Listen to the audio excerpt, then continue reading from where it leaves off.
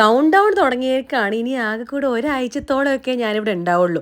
അപ്പോൾ ഞാൻ പറഞ്ഞായിരുന്നല്ലോ, ഞാൻ ഇവിടുന്ന് PG വെക്കേറ്റ് ചെയ്തിട്ട് സൗമ്യയുടെ ഫ്ലാറ്റിലേക്ക് ഷിഫ്റ്റ് ചെയ്യും ഒരാഴ്ച അവിടെ നമ്മൾ ഒരുമിച്ച് നിൽക്കാമെന്ന് ഓർത്തിട്ട്. അപ്പോൾ ഇന്ന് PGയിലുള്ള അവസാന ദിവസമാണെന്നുള്ള രീതിയിലാണ് നിൽക്കുന്നത്.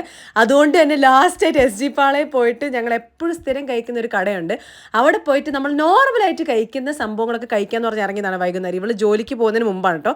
ഇവളുടെ ക്യാബ് വരുമ്പോഴത്തേക്ക് ഒരു വൈകുന്നേരം സമയമാകും, ഒരു 5-6 മണിയോളം. അപ്പോൾ അതിന് മുമ്പേ തന്നെ ഇവൾ എണീറ്റ് നമുക്കെന്താ പിന്നെ വൈകുന്നേരം സ്നാക്സ് കഴിക്കാം അല്ലെങ്കിൽ ചായ കുടിക്കാം എന്ന് പറഞ്ഞ് പോകുന്നതാണ്. അപ്പോൾ ഇന്ന് ഞാൻ കഴിച്ചത് ലൈം സോഡയും അതിൻ്റെ കൂടെ തന്നെ ഒരു സിംഗർ ബൺ എന്ന് പറയുന്നൊരു സംഭവമാണ്. അവളാണെങ്കിൽ പപ്സും നമ്മുടെ എഗ് പപ്സ് തണ്ണീർമത്തൻ ദിനങ്ങൾ വാടാ നമുക്കൊരു എഗ് പപ്സ് തണ്ണിമത്തം കുടിച്ചാലോ എന്ന് പറയുന്ന പോലെയാണ്.